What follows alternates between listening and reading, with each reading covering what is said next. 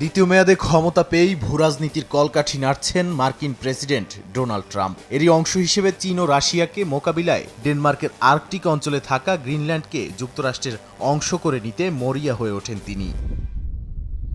এ নিয়ে দীর্ঘদিনের বাকবিতণ্ডার পর এবার গ্রিনল্যান্ড ইস্যুতে যুক্তরাষ্ট্রের পক্ষে না থাকলে শুল্ক আরোপের হুঁশিয়ারি দিয়েছেন ট্রাম্প। এই প্রথম দ্বীপটির বিষয়ে প্রকাশ্যে বাণিজ্যিক চাপের কথা বললেন তিনি। এমনকি ক্ষেপণাস্ত্র প্রতিরক্ষা ব্যবস্থা ও সামরিক প্রস্তুতির কথাও তুলে ধরেন।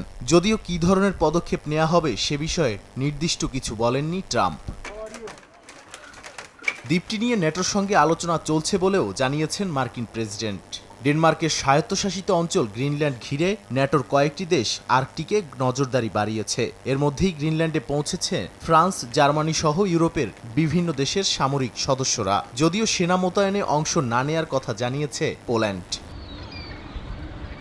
এদিকে ডেনমার্ক বলছে ন্যাটোর কোনো মিত্র আরেক মিত্রকে আক্রমণ করবে এমনটা তারা কল্পনাও করে না। তাদের নজর যুক্তরাষ্ট্র নয়, ভবিষ্যতে রাশিয়ার বাড়তে থাকা তৎপরতার দিকে। অন্যদিকে মার্কিন প্রেসিডেন্টের হুমকির বিরোধিতার পাশাপাশি নিজেদের সার্বভৌমত্ব রক্ষায় স্থানীয় সময় শনিবার থেকে ডেনমার্ক জুড়ে বিক্ষোভের ডাক দিয়েছে দেশটির নাগরিক সমাজ ও মানবাধিকার কর্মীরা।